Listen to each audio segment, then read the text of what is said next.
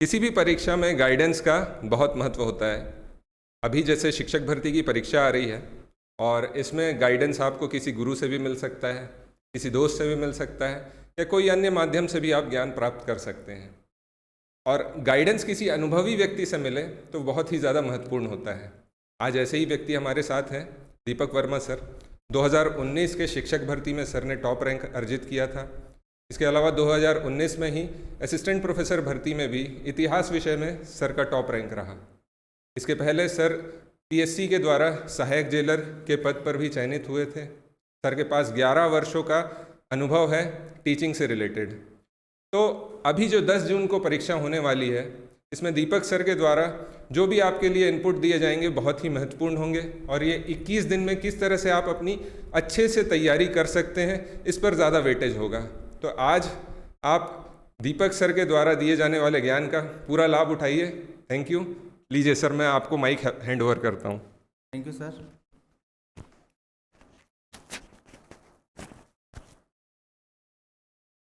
नमस्कार दोस्तों,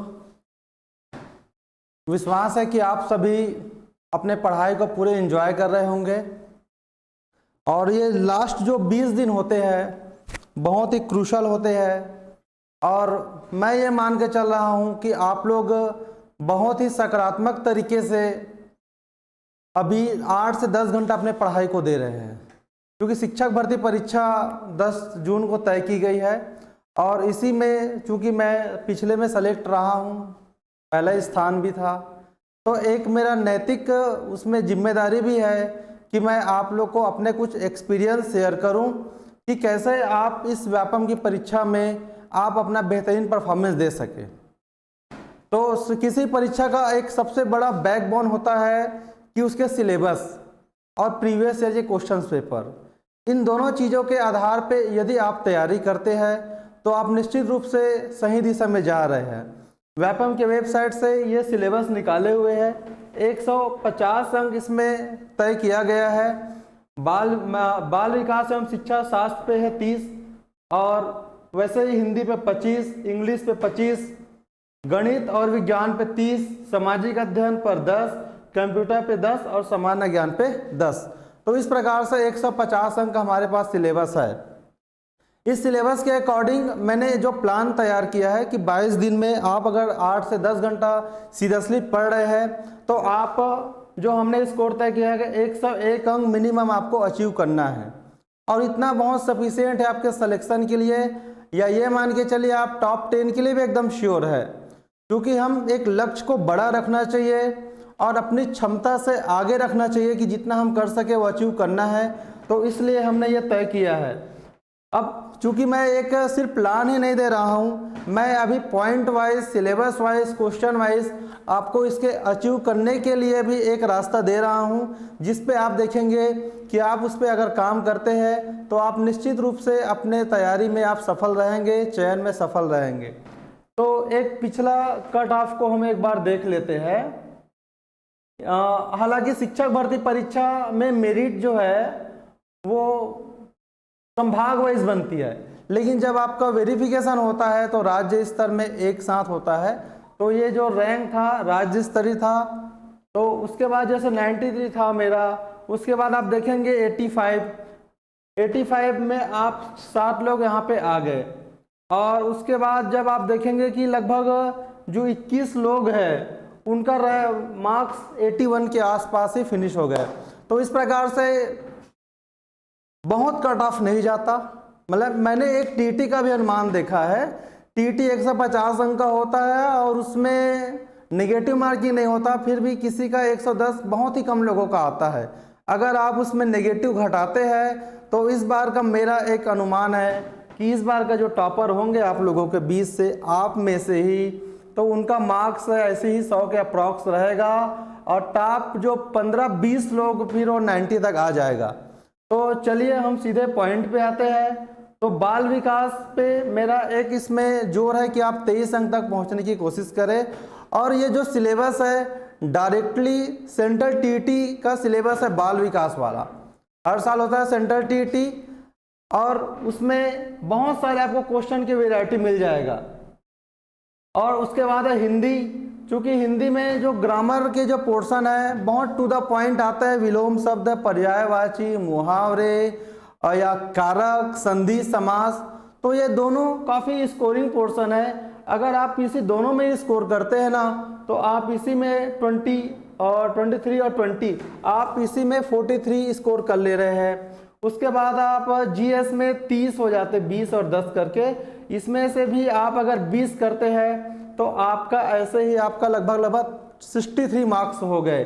उसके बाद आप कंप्यूटर में 7 अंक ले आते हैं तो आप वहाँ पे 70 के आसपास पहुँच गए आराम से। और उसके बाद जो मैं समझता हूँ कि साइंस मैथ्स का पोर्शन और इंग्लिश थोड़ा टफ जाता है, तो उसको अगर आप यहाँ पे मैंने 31 अंक चुना हुआ है तो इसकी अपनी क्षमता के अनुसार उसमें आप लिमिट तय कर सकते हैं कि आप वहाँ पे कितना अचीव कर सकते हैं। ठीक है, तो आगे हम बाल विकास के ऊपर बात करते हैं। ये सेंट्रल टीटी का सिलेबस जो मैंने देखा है तो उसमें डेवलपमेंट ऑफ चाइल्ड, उसमें अपर प्राइमरी लेवल पे तो पहले पोर्शन में 15 अंक वहाँ पे डिस्ट्रीब्यूट किया जाता है, तो हम एक मान सकते हैं कि हमारे एग्ज़ाम में भी ऐसा होगा। और जो इंक्लूसिव एजुकेशन पे 5 अंक है, और उसके बाद जो अगला पोर्शन है लर्निंग एंड पेडागोजी पे 10 अंक है।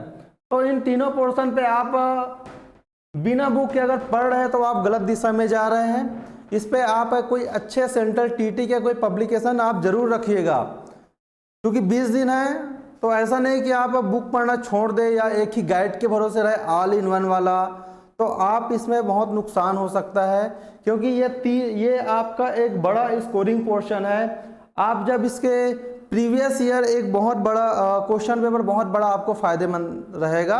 आप सेंट्रल टीटी के 10 साल का सॉल्व पेपर मंगा लीजिए, और उसमें से मैं तो जो मैं करता था वही बता रहा हूँ कि उसमें आप बाल विकास के पोर्शन को फाड़ फाड़ के एक अलग ही बंच बना लीजिए, और उसको आप 10 साल के पास आप देखेंगे कि आपके पास 300 क्वेश्चन का एक सेट हो जाएगा। और ऐसे चीज़ों में भी कुछ क्वेश्चंस दिखाऊंगा मैं, काफ़ी रिपीट होने के चांस रहते हैं, या आप जब बुक पढ़ते हैं तो इसको समझने में ऐसा लगता है कि बहुत इजी है या बेकार, ऐसा कुछ फीलिंग आती है। लेकिन जब आप उसको एग्ज़ाम में आए हुए देखेंगे तो आपका एक अप्रोच पॉजिटिव हो जाएगा, और कैसे आप वहाँ पे सेलेक्ट करें तो इसको आपको यहाँ पे बहुत बेनिफिट मिलेगा। और इसके सिलेबस में जो कुछ कॉन्सेप्चुअल जो चीज़ें हैं, जो डेवलपमेंट के कॉन्सेप्ट है, कुछ साइंटिस्ट के प्रिंसिपल्स है, और इसमें जो इवोल्यूशन है, जो continuous and comprehensive evolution assessment, तो ये काफ़ी इम्पोर्टेंट है। इसको क्वेश्चंस के माध्यम से आप समझेंगे 10 साल के सॉल्व पेपर से, तो आप ज़्यादा उसको इफेक्टिव तरीके से जान पाएंगे। उसके बाद जो दूसरे जो पोर्शन है इंक्लूसिव एजुकेशन, कुछ बच्चे हमारे पास टैलेंटेड होते हैं, कुछ स्लो लर्नर होते हैं, तो कैसे कुछ रिच फैमिली से होते हैं, कुछ पुअर फैमिली से, कुछ इंग्लिश बैकग्राउंड से, कुछ सीजी बैकग्राउंड से, कुछ हिंदी भाषी वाले बैकग्राउंड से, तो आप कैसे उनके लिए इंक्लूसिव एजुकेशन प्रोवाइड करते हैं वो इसमें फोकस होता है। और इसमें एक होता है जो चिल्ड्रन विथ स्पेशल नीड्स, आप देखेंगे कुछ बच्चे को लर्निंग डिसऑर्डर्स या डिसेबिलिटीज़ होता है, तो वो बहुत एग्ज़ाम में पूछे जाते हैं। अगला जो हमारा पोर्शन है वो है लर्निंग एंड पेडागोजी। इस पोर्शन में लर्निंग को जो प्रभावित करने वाले कारक के ऊपर बात करते हैं कि लर्निंग कैसे होती है और वो कैसे उसको हम और आगे ले जा सकते हैं अच्छे से। तो उसमें जो अभिप्रेरणा है लर्निंग में, जो इंडिविजुअल लोगों में या इन्वायरमेंटल जो फैक्टर्स होते हैं उस पर आपको तैयारी करनी है। मैं पिछले साल के कुछ क्वेश्चंस दिखा रहा हूँ आपको, और ये मेरे ही क्वेश्चन पेपर है। आप देखिएगा यहाँ से मोटिवेशन से एक क्वेश्चन आया था, for motivation student should be prized, तो बहुत इजी लगता है। लेकिन आप जब ऐसे क्वेश्चन का सेट्स अगर सॉल्व कर देंगे सॉल्व पेपर से, और अगर आपको दिक्कत होता है तो आपको इस पेपर के लिए एक सॉल्व पेपर रखना है। दूसरा, इस चाइल्ड डेवलपमेंट एंड पेडागोजी पे आपके पास एक बुक होना चाहिए जिसमें जहाँ जहाँ आपको दुविधा लगे तो आप बुक से उसको क्लियर कर ले। अगला एक क्वेश्चन और आया था मोटिवेशन से लेके, धीमी गति से सीखने वाले बालक को खालिस्तान प्रकार की शिक्षा की आवश्यकता होती है। तो ये है इंक्लूसिव एजुकेशन। अगला क्वेश्चन देखते हैं बाल विकास से। अनुसंधान से पता चलता है कि सीखने की प्रक्रिया में एक प्रबल चर है, संभवतः योग्यता से ज़्यादा महत्वपूर्ण माना गया है उसको, और वह है मोटिवेशन। तो ऐसे चीज़ें जब तक आप प्रीवियस क्वेश्चंस को नहीं देखेंगे, बुक से नहीं पढ़ेंगे, तो आपकी गलती होने के चांसेस काफ़ी ज़्यादा रहेगा। और मैं इस पोर्शन को एक स्कोरिंग पोर्शन मानता हूँ, इसलिए आपको मैं इसमें सजेस्ट कर रहा हूँ कि वो दोनों टाइप की चीज़ों से आप पढ़िए। जैसे अगला क्वेश्चन है, विशिष्ट बालक एक्सेप्शनल चाइल्ड से सर्वाधिक उपयुक्त परिभाषा क्या है?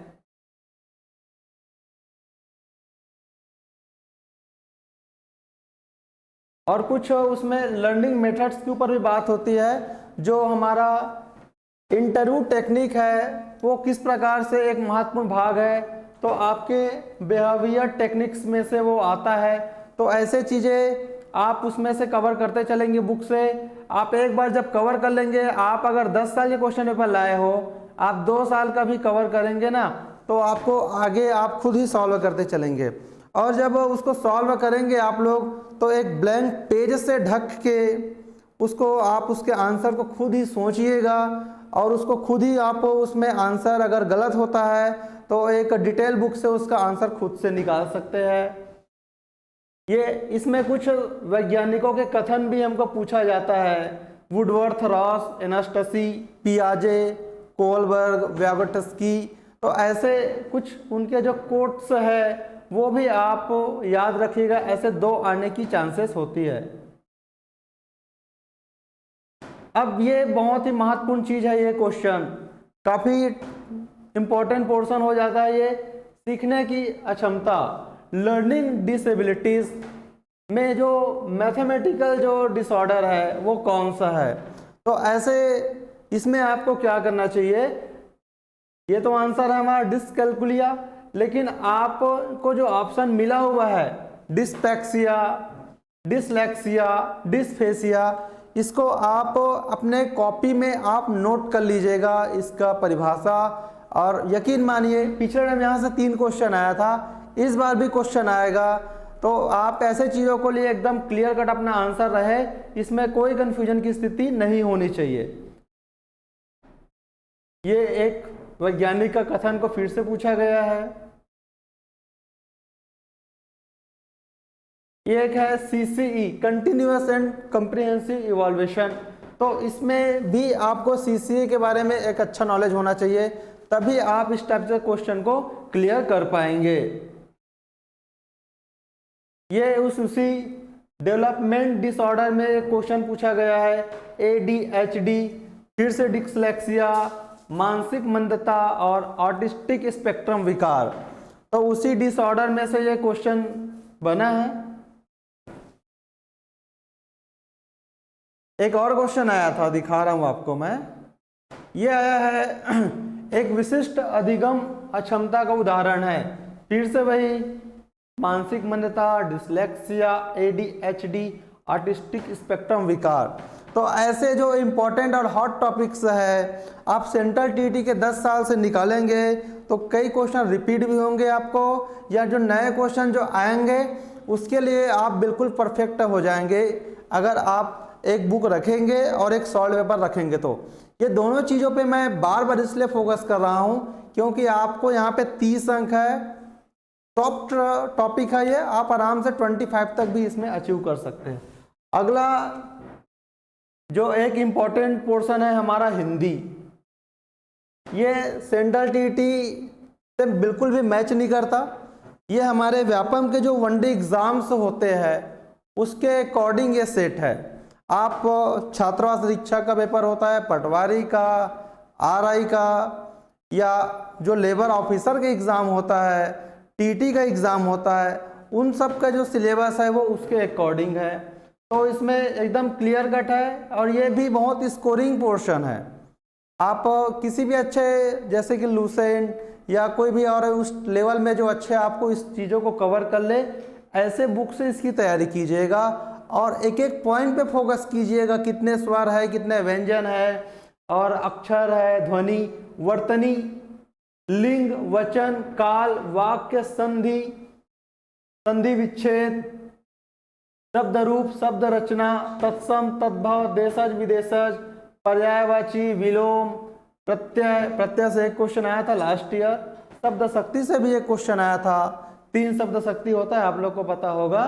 वैसे ही संज्ञा से सर्वनाम, विशेषण, कारक, कर्तन कर्म को करण से के द्वारा, वाक्य के अंग, वाक्य के भेद, विराम चिन्ह, मुहावरे, लोकोक्ति और भाषाई कौशल, इसको आप आराम से इसको बना ही सकते हैं थोड़ा से अध्ययन करके। अब ये पिछले साल के कुछ क्वेश्चन है, मैं आपको दिखाना चाह रहा हूँ कि कैसे इसमें से ग्रामर से क्वेश्चन बने हुए हैं। अब देखिए ये एक शब्द शक्ति से क्वेश्चन बना हुआ है, आप इसके परिभाषा को पढ़ लेंगे, 2 उदाहरण देख लेंगे तो आप जरूर इस टाइप से क्वेश्चन को सॉल्व करने के लिए कंफर्टेबल हो जाएंगे। वैसे ही ये वाक्य के जो है अलग अलग संदेहवाचक, आज्ञावाचक, संकेतवाचक, इस टाइप के पोर्शन में आप वाक्य में पढ़ लेंगे उसको। सुख और दुख सबके साथ लगे रहते हैं, एक लोकोक्ति से क्वेश्चन बना है, तो आप किसी भी बुक ले लीजिएगा अच्छी सी, और उसमें जो ये जो क्वेश्चन आए हैं उसके डिटेल्स को बहुत अच्छे से पढ़िएगा। हिंदी में लगता आसान है कि बन जाएगा, लेकिन उसमें गलती होने के चांसेस काफ़ी होते हैं, तो आप उस हिसाब से एकदम परिभाषिक शब्द है, परिभाषा है और उदाहरण है, गहराई से पढ़िएगा इसका। जैसे ये रिजु का विलोम शब्द पूछा गया है,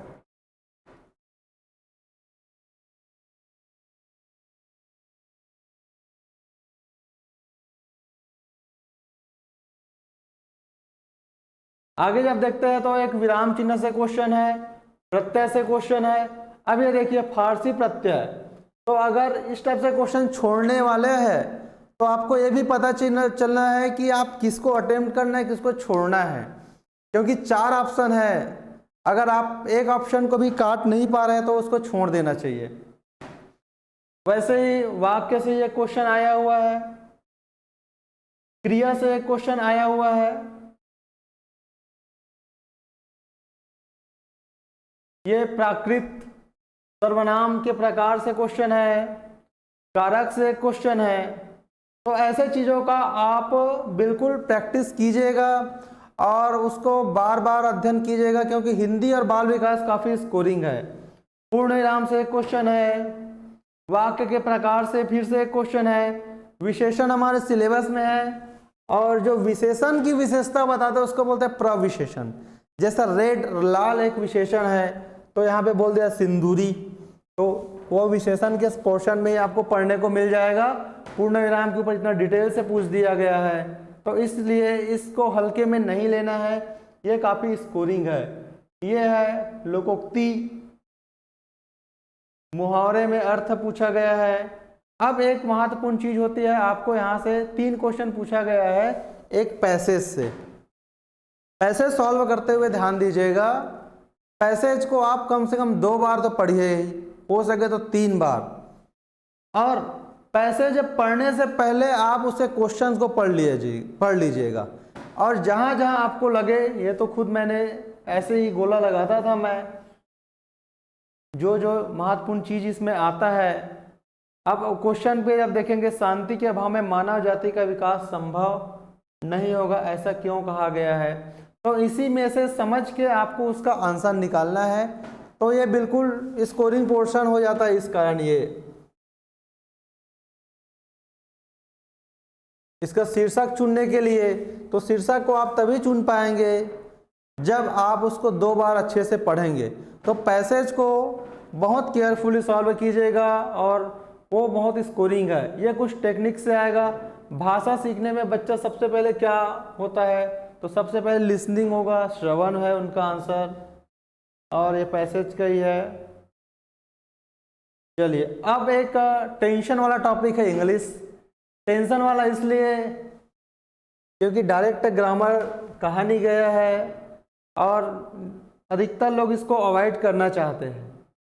तो इंग्लिश का एक वही इलाज जो मैंने पाया, जो सेंट्रल टीटी में जो हिंदी के लिए मैंने जो आपको बाल विकास के लिए जो मैंने कहा, जो आप 100 पर मंगाएंगे 10 साल का, तो उसमें से आप देखेंगे कि सेम सिलेबस है इंग्लिश का, यहाँ से 15 अंक है, यहाँ पे 15 अंक है, लेकिन व्यापम पिछले बार एकदम एग्जैक्टली फॉलो नहीं किया था, यहाँ से 10 और यहाँ से 20 ऐसा कुछ हो चुका था। तो इसमें से आप ध्यान दीजिएगा, एक प्रोज दिया जाएगा, एक पैसेज आएगा अनसीन पैसेज वाला, और उसमें से 10 क्वेश्चन मिलेगा आपको, लगभग पिछले साल दिया था, और एक पोयम आएगा, पोयम से लगभग 5 क्वेश्चन के चांसेस है, और 15 अंक के क्वेश्चन यहाँ से।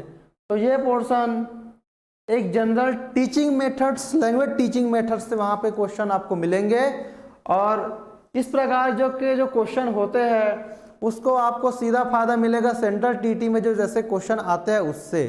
और प्रीवियस ईयर के हमारे खुद हम लोग इस वीडियो के लास्ट में एक प्रीवियस ईयर क्वेश्चन पेपर का लिंक भी दे देंगे, तो उसमें से आप देख लेंगे कि कैसे उसमें क्वेश्चन पूछा गया है जो लैंग्वेज लर्निंग से संबंधित रहेगा।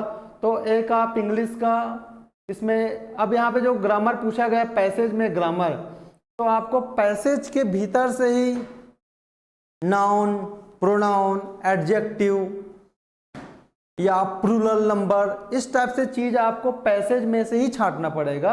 आपको मैं दिखाता हूँ कि पैसेज में आप उसमें कैसे स्कोर कर पाते हैं।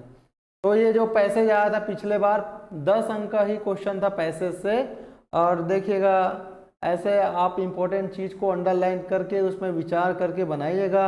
यहाँ से एक्सटिंक्ट का पूछा है पैसेज में कि वहाँ पे वो क्या है, नाउन है, डिटरमाइनर्स है, एडवर्ब है, एडजेक्टिव है। वैसे ही रिमेन्स को पूछा गया है। तो अगर आप में थोड़ा अंडरस्टैंडिंग होगा, ठीक ठाक बुक से आप अगर देख रहे होंगे ऑब्जेक्टिव का, नाउन का, तो आप उसको इजीली सॉल्व कर पाएंगे। जैसे क्लास से है, बर्ड से है, ब्लैंक लिम्स, तो यहीं से मिल जाएगा फोर लिम एंड हैंड लिम, तो फोर चैम्बर, तो आप इसमें इजीली उसको कैच कर सकते हैं ऐसे क्वेश्चंस को। स्पेसिस का यहाँ पे प्लूरल नंबर पूछा गया, सिंगुलर नंबर पूछा गया है।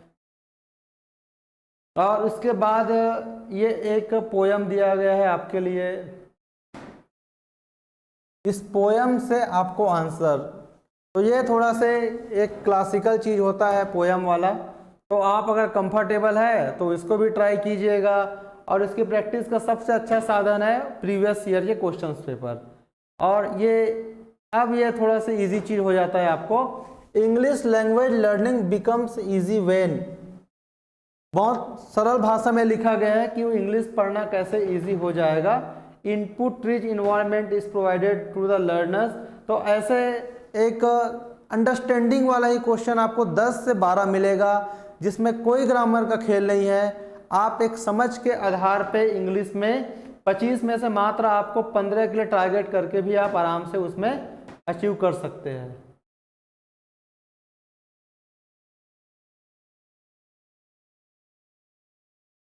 क्या आ गया है? अब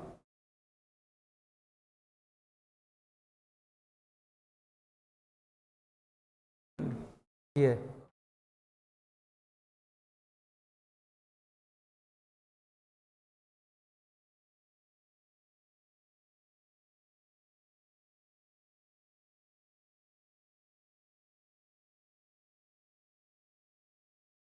सॉरी, क्योंकि ये सब चीज़ों में कंफर्ट नहीं है ज़्यादा, तो ये 3 पोर्शन हम लोगों ने देख लिया है, एक सीडीपी का, दूसरा इंग्लिश का और तीसरा हिंदी का। अब अगला जो पोर्शन बचता है, क्या किया जाए इसके लिए, यहाँ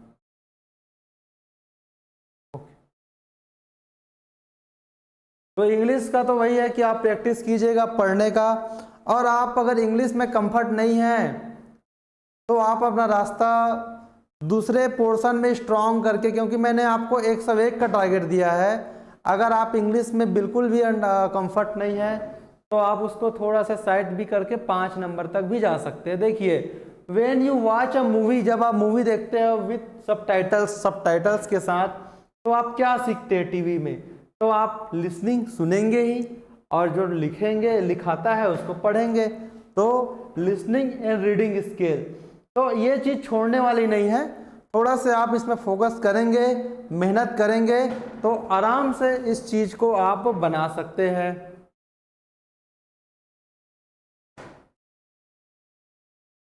चलिए आगे।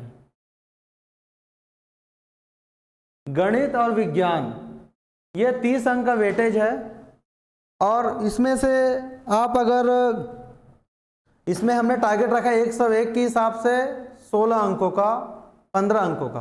तो उस हिसाब से गणित में ये तो एक सामान्य समझ की चीज़ है कि गणित कैसे पढ़ाए, बच्चा कैसे सीखता है। आगे हम देखते हैं।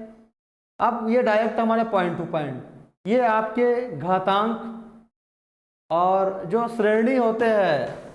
अब इसमें समांतर श्रेणी और गुणोत्तर श्रेणी बहुत इजी पोर्शन है। आप थोड़ा सा इसमें मेहनत करेंगे तो आप इसमें से 2 क्वेश्चन को आराम से निकाल सकते हैं और जो मैथ्स साइंस वाले हो तो पूरा निकालने वाले हैं। और अगला है ब्याज से, सरल ब्याज, चक्रवृद्धि ब्याज, लाभ हानि, अनुपात, प्रतिशत, समय, दूरी। इस पर कोई विशेष मेहनत की नहीं है ज़रूरत, लेकिन आपको, आपके हाथ में जब तक एक मैथ्स का बुक नहीं रहेगा और जब तक आपको कोई उसमें आपको कोई सिखाने वाला नहीं रहेगा तो आपको दिक्कत होगी। तो सबसे पहले आप एक बुक से ही क्वेश्चन बनाइएगा और आपसे नहीं बनता तो आपके पास कोई ना कोई मैथ्स वाला मिल जाएगा ग्रेजुएट लेवल का भी, तो आपको आराम से इन चीज़ों को क्लियर करा देगा। बहुत टफ मैथ्स नहीं आता। अब ये जो चीज़ें हैं रेखा कोण, तो ये आप अगर कंफर्ट है तो ठीक है, नहीं तो इसको छोड़ा जा सकता है क्योंकि पढ़ने के लिए बहुत सारी चीज़ें हैं और टाइम हमारे पास लिमिटेड है। तो हम जिसमें ज़्यादा कंफर्ट है उसमें फोकस करते हैं। तो इसमें जैसे ये है घन, घनाभ और बेलन, उसके क्षेत्रफल, वक्रपृष्ठीय क्षेत्रफल, संपूर्ण क्षेत्रफल और या आयतन से उसके रिलेटेड क्वेश्चन आएगा तो आप फार्मूला लेके उसको आराम से सॉल्व कर सकते हैं। ये आपको नंबर देने वाला पॉइंट्स है स्टैटिक्स का। इसमें जो सारणी दिया रहेगा उसमें से आपको औसत निकालने का या अलग अलग वर्षों का टेबल निकालने का या कुछ बार ग्राफ, कुछ पाई चार्ट या कुछ ग्राफ से, तो उसमें आप एक एक 2 बार प्रैक्टिस करेंगे ऐसे क्वेश्चंस का तो आपको ये आराम से नंबर देगा ये पोर्शन। अब साइंस की बात करते हैं। साइंस में एक जो साइंस वाला है वो तो पूरा बनाएंगे, लेकिन जो आर्ट्स वाले हैं या मैथ्स वाले हैं तो उनके लिए मैं बता रहा हूँ, उनके लिए जो है इकोसिस्टम का जो पोर्शन है वो, अब पारिस्थितिक तंत्र में घटक, फूड सीरीज है, फूड वेब और ऊर्जा का प्रवाह, ये बनाने लायक है। और जो ह्यूमन बॉडी सिस्टम, जो ये पोर्शन है, जो अपना रेस्पिरेटरी सिस्टम है या हमारा जो ब्लड सिस्टम है, वो आपको वहाँ से एक क्वेश्चन आप आराम से निकाल सकते आएगा तो। और ये ह्यूमन बॉडी में जो रोग होते हैं, कुछ रोग बैक्टीरिया से होते हैं, कुछ वायरस से होते हैं, कुछ कवक से होते हैं, कुछ प्रोटोजोआ से होते हैं। तो ऐसा करके आप उसमें से एक एक नंबर अपनी झोली में लेते जाएंगे। अगला है, अब इसमें इम्पोर्टेंट जो मुझे लगता है ये ऊष्मा के संचरण, काफ़ी इम्पोर्टेंट टॉपिक है और बस इसमें से बहुत इम्पोर्टेंट टॉपिक है। और ये जो लाइट है, अब प्रकाश के तहत आप जब देखते हैं इसमें तो प्रकाश वाले में परावर्तन, अपवर्तन और दर्पण और लेंस। जैसे गाड़ी में कौन सा दर्पण का उपयोग होता है, चश्मे में जो लेंस है, दृष्टि दोष में जो लेंस का उपयोग होता है, दाढ़ी बनाने के लिए डॉक्टर का जो, या फिर डॉक्टर जो लेंस यूज़ करते हैं तो दर्पण। तो उस चीज़ों पे आप आराम से इसमें तैयारी कर सकते हैं। 50% पे भी आप अगर तैयारी करते हैं तो साइंस के 15 में से आप 7 आराम से ले आ सकते हैं, जो आपको 1 से 1 तक पहुंचाएगा। वैसे ही जो आपका जो करेंट वाले पोर्शन से जो चालक है, अर्धचालक, कुचालक है, ये बहुत आसान जाता है। और जो साइंस एंड टेक्नोलॉजी जो पोर्शन है, रेशे, प्लास्टिक, डिटर्जेंट, सीमेंट या चिकित्सा में जो एक्सरे है, सीटी स्कैन, कभी कभी फुल फॉर्म में पूछ दिया जाता है, अल्ट्रासाउंड, लेज़र, ये इंटरनेट, पिछले टाइम एक डाउनलोडिंग से क्वेश्चन आया था। और यहाँ पे कुछ रसायन, ये ग्रीन हाउस, ग्लोबल वार्मिंग और एसिड बेस, और ये जो अपना लवण है, नाइट्रोजन गैस है, ऐसे चीज़ों पे आप कवर करके आराम से जो हमारे टारगेट को अचीव कर सकते हो। अगला पोर्शन है सोशल स्टडी। सोशल स्टडी में मैंने बहुत क्वेरी देखा है, उसमें स्टूडेंट पूछते हैं कि क्या पढ़े। तो एक तो सीधा सीधा सिलेबस आपके पास है, और सिलेबस में आप देख लीजिए कि पढ़ने लायक क्या है, क्योंकि इसमें 20 अंक है आपके पास और आपको टॉपिक दिया है लगभग 9 या 10 टॉपिक है इसमें। तो इसमें जो मैं यहाँ पे समझता हूँ कि जिसमें आपको करना चाहिए कंफर्टेबल, जिसमें आपको नंबर भी मिले और आप उसमें फोकस भी करें तो फ़ायदा भी मिले, तो वो आपका है ये जो पहला टॉपिक है भारतीय समाज। अब इसके बारे में किसी बुक में आपको अच्छे से डिटेल नहीं मिलेगा। विशेषता, परिवार, महिला की स्थिति। अब ये महिला की स्थिति पूछा जा रहा है कि प्राचीन से लेके अब तक कि कहाँ तक का, तो आप इस टॉपिक से थोड़ा डिस्टेंस भी मेंटेन कर सकते हो, क्योंकि अगला टॉपिक डायरेक्ट आपको पढ़ने का मौका देगा। ये जो टॉपिक है भारतीय सभ्यता और संस्कृति में, इसमें पूछा गया इतिहास के स्रोत, सिंधु घाटी सभ्यता, वैदिक संस्कृति। आप इन तीनों को पोर्शन को पढ़ेंगे तो एक क्वेश्चन आपको पक्का मिलेगा। तो एक क्वेश्चन लेने के लिए आपको क्या करना पड़ेगा, इन तीनों टॉपिक को अच्छे बुक से पढ़ना पड़ेगा। आप कम से कम 4-4 पेज का डिटेल मिले ऐसे बुक से आप कर सकते हो। क्योंकि मैं हिस्ट्री वाला हूँ, अगर हिस्ट्री में आपको नोट्स की जरूरत होगा तो आप कमेंट कीजिएगा, हम आपको लिंक प्रोवाइड करा देंगे हिस्ट्री के चीज़ों के लिए। और इन चीज़ों पे आप अच्छे से कमांड बनाइएगा कि आप पढ़े तो उसमें बनाए, ये लक्ष्य होना चाहिए हमारा। अगला जो टॉपिक है वैसे मौर्य और गुप्त, पिछले टाइम यहाँ से एक क्वेश्चन आया था, 2 वंश को पढ़िए आपको 1 नंबर मिलेगा, तो क्लियर है। वैसे ही भक्ति और सूफी, ये दोनों को पढ़ेंगे आप तो भी आसान है। मुगल, पिछले बार हल्दी घाटी का युद्ध का वर्ष ही पूछा गया था, तो वैसे ही मुगल काल को पढ़ना है। अब ये समझ जाए कि आपको सल्तनत काल में जाने का नहीं है, चोल चेल पांड्य भी नहीं पढ़ना है, वर्धन काल भी नहीं पढ़ना है, राजपूत काल भी नहीं पढ़ना है। जो आपके सिलेबस में है उस चीज़ों को आप थोड़ा अच्छे से पढ़िएगा, क्योंकि जब हम पढ़ के जाते हैं और क्वेश्चन आता है तो हम उसको अटेम्प्ट करेंगे। अब अच्छे से पढ़े हो तो सही, नहीं तो पढ़ने का ही दुष्परिणाम है, आप हल्का से पढ़ दिए और क्वेश्चन थोड़ा गहरा आ गया तो आप उसको बनाओगे लेकिन गलत बनाओगे। तो इसलिए आप पढ़ रहे हैं तो कुछ चीज़ों पे आप कमांड बनाइएगा कि आप उसको सही बना के आएंगे। 1857 की क्रांति, बस इन्हीं टॉपिक्स को फोकस कीजिएगा। अब भारतीय संविधान, उसकी विशेषता, मूल अधिकार, मूल कर्तव्य, पिछले बार तीनों से एक एक क्वेश्चन बना था। मूल अधिकार से एक क्वेश्चन था और संविधान से भी था। अब लोकसभा, राज्यसभा, राष्ट्रपति, राज्यपाल, प्रधानमंत्री, मंत्रिमंडल, स्थानीय शासन, तो इसमें आपको 2 अंक का फायदा मिलेगा इसको पढ़ेंगे तो।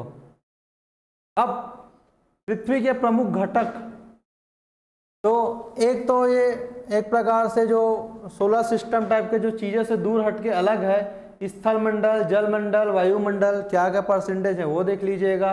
और ये मुझे यहाँ पे इम्पोर्टेंट लगती है भूकंप और ज्वालामुखी। भूकंप में जो एपिसेंटर क्या है, भूकंप में अलग अलग जो उसके रेस होते हैं, किरण होते हैं, ज्वालामुखी कहाँ कहाँ पे है, तो इस टाइप की चीज़ों को देखना चाहिए। अब भारत के भूगोल से कुछ क्वेश्चन है। अब इसमें ग्रीन जो रिवॉल्यूशन आया था वो बहुउद्देशीय परियोजना, पिछले बार एक क्वेश्चन आया था यहाँ से, उद्योग है और ये जनगणना से मानव संसाधन कवर हो जाता है।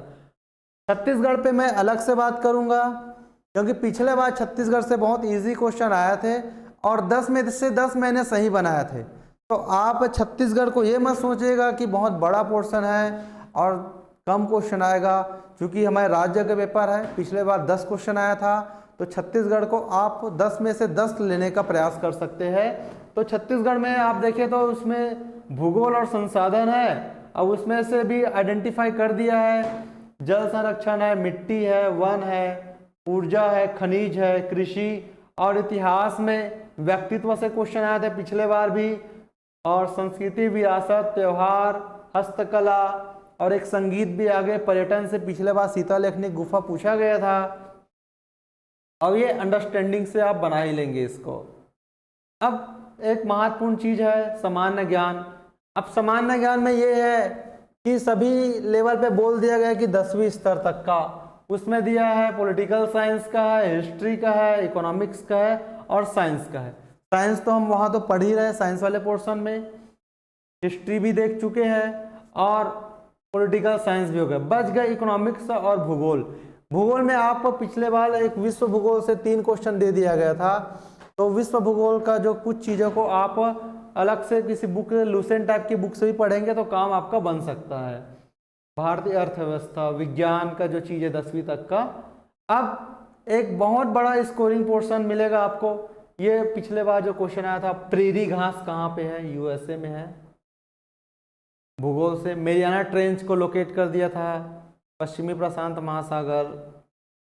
कनारी जलधारा कहाँ पे है? तो आप इसमें से 2 में से अगर एक भी ले लेते तो बहुत है।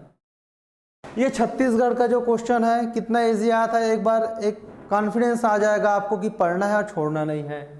तो किस नेता को लोकप्रिय? वामनराव लाखे। सुशील वाद्य जो वो है, वहाँ से ये क्वेश्चन था। जय चंद्रिका के लेखक प्रहलाद दुबे।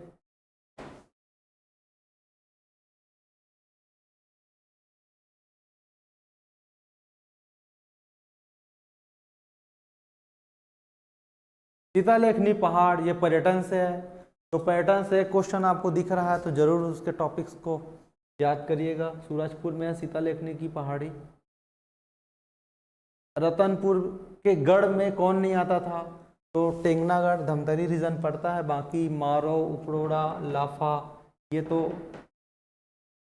रतनपुर में आता है। टेंगना रायपुर वाले रीजन में आता है। चिनाब नदी का उद्गम, तो आप नदी तंत्र को देख लीजिएगा। खम्बस्वांग जनजाति से एक क्वेश्चन है। रविशंकर शुक्ला पुरस्कार से एक क्वेश्चन दिया गया है, किस क्षेत्र में दिया जाता है? सांप्रदायिक सद्भाव के क्षेत्र में। भोसला साम्राज्य के जो विलय है उस समय 1854 में जो ब्रिटिश शासन में विलय हुआ, तो रघुजी तृतीय थे उस समय। अब ये एक आपका स्कोरिंग पोर्शन कंप्यूटर, आप इसमें अगर तैयारी करते हैं तो आराम से जैसे 10 में से आप 8 भी आराम से ले सकते हैं, क्योंकि इसमें कंप्यूटर के उपयोग से कुछ इजी चीज़ें हैं पहले में। दूसरा है कंप्यूटर के भाग, सीपीयू, इनपुट डिवाइस और आउटपुट डिवाइस। तो इसमें से आप एक बुक से ही पढ़िएगा अच्छे से। और एक हिंदी में मैं आपको बता नहीं पाया था, हिंदी में जितने व्यापम के जो एग्ज़ाम हुए हैं जिसमें हिंदी के 10 क्वेश्चन आते हैं, तो उसको आप पढ़िएगा कि वहाँ से कैसे क्वेश्चन आए हैं। उसमें आपके इस पेपर में भी हिंदी में वैसे ही क्वेश्चन मिलने के चांसेस है।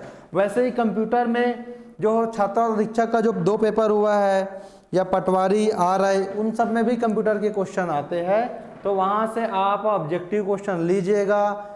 एक घटना चक्र का सॉल्व पेपर भी आता है उसको, और हरिराम पटेल सर का भी एक कंप्यूटर का बुक है, उसका भी सॉल्व पेपर है, जितने राज्य में हुआ है।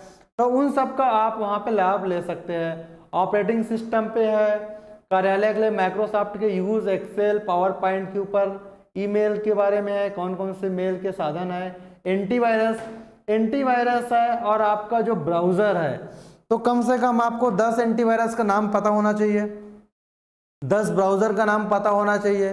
तो इस टाइप से आप अगर तैयारी करेंगे किसी बुक को लेके कंप्यूटर के ओरिएंटेड, तो आप उसमें से 10 में 10 स्कोर कर सकते हैं। अब एक बार